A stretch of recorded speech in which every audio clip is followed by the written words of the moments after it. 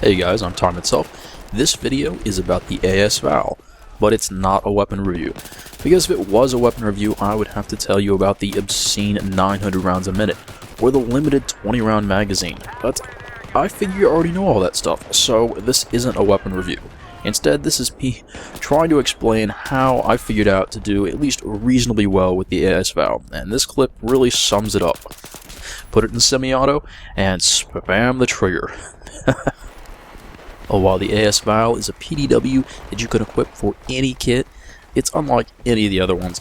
Most of the other PDWs have a focus on getting up close and spraying lots of rounds, hip firing, and the VAL, you know, you can do that, but it's really not a great way to go. So instead, the VAL's advantages lie in maintaining damage over range. If I had to make a comparison to another gun, I would actually compare this to a lot of the 20 round SMGs from Black Ops, because, oh sure, you can hipfire those, that's one of their advantages, a tighter hipfire spread, except with only 20 rounds, and you needed to hit quite a few on target, even at close range.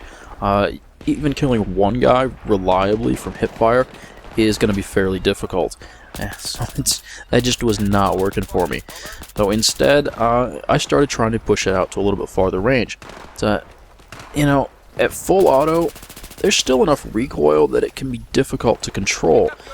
The real issue is, though, that if you get off target, by the time you get back on target, you will have already expended the entire magazine. So I found that anything past about 15 meters, I wanted to go to semi-auto, conserve my ammo, and try to be much more careful about getting every shot on target. When I was first trying out this gun, first trying to figure out how to use it, it's like, what on earth is the point of this gun? What are its advantages? I don't understand. So I went and watched a bunch of YouTube videos, and most of them said, yeah, burst fire, control the recoil, you should be able to use it at medium to longer ranges. You know, people being fairly successful with it.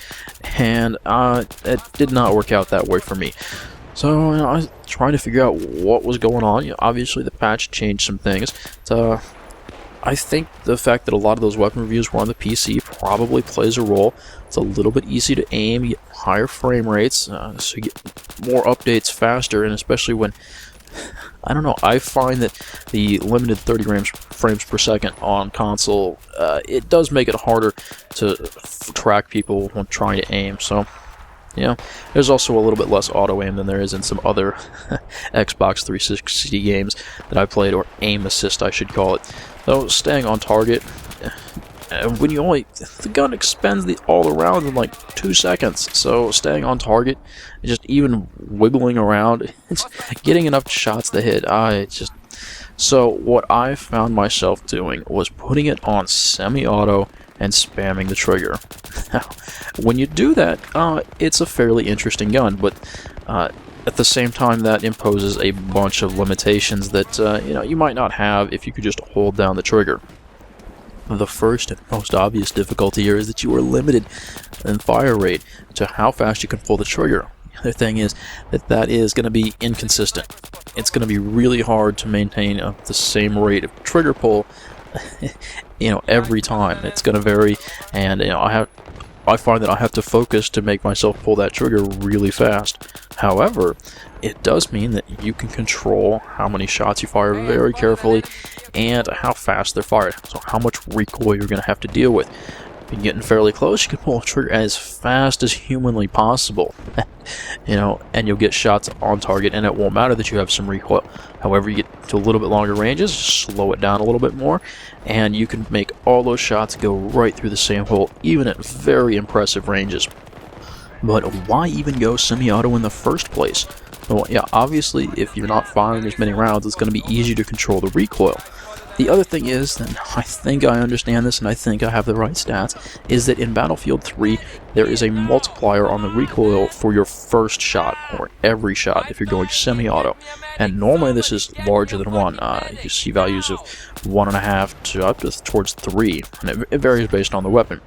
Now the thing is, the VAL, at least if the Symthic stats table is right, and I'll put a link to the website in the description, it's 0.5. So you have half as much recoil if you're for every shot if you're in semi-auto. and just because you're going to get a slower fire rate, that's going to make the gun much, much more accurate. But back to how fast I can pull the trigger. Went back, pulled a bunch of recordings. I'm firing this anywhere between 6 and 9 rounds a second. Obviously, I can't keep it up at the high end for too long, just short bursts, but hopefully that's all I'll need. So that puts me over 500 rounds a minute, at least in short bursts.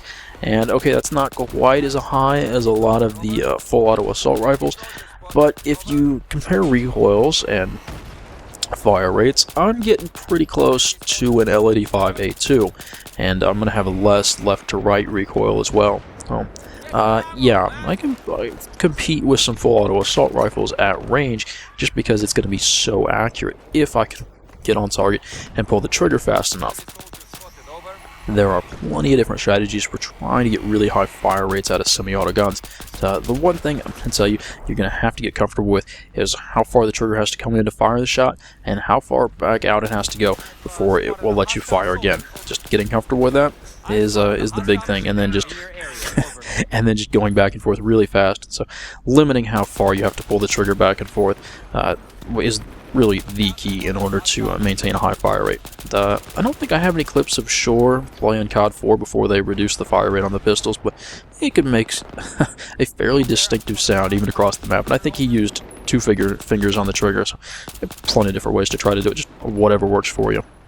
But no matter how you go about trying to get that high fire rate, well, it becomes hard to control the right thumbstick, and so adjusting aim while pulling the trigger really fast is really hard.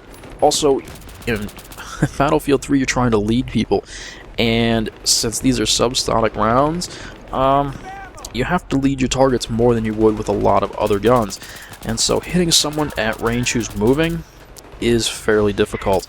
And so looking for stationary targets, I guess it's always true, but it seems to be even more important with the AS VAL. So what I often end up doing is using my left thumbstick and strafing in order to get some additional fine adjustment. Well, apparently in Battlefield 3 there is an aim penalty for moving. I may need to fix my sticky left thumbstick. That might be hurting me. But, to make a long story short, you want them to be standing still, you want to be standing still. But if that's the case, you can put a ton of damage on target very fast, and unless they run away immediately, it's probably going to be over, and they're not going to know where the rounds are coming from because the AS VAL always silent. So it's going to be a lot of fun. So this more or less makes the AS VAL a very good counter sniper, or I guess if you've got someone bipoded down, it's a good way to take them on. Personally, I really enjoy just being able to stop and fire offhand extremely accurately. It's a lot of fun. So there are a lot of game modes this really isn't the best choice, but some team deathmatch can work out quite nicely.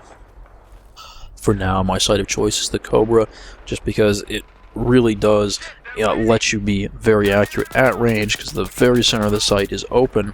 At the same time, it doesn't make you zoom in a whole lot, so it makes the gun still useful at fairly close ranges. Still, I think I'm going to try out some of the holographic and low magnification scopes and see what I can do with them.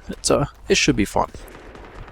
I don't know, there's just something satisfying about putting every shot on target, even at fairly long ranges. I don't care if it takes 6 shots. Just means I shot you 6 times, and I was on target every single time, and I wanted you dead, and that's what happened. Satisfying. Well guys, I want to thank you for watching this Not a Weapon review, and I will see you later.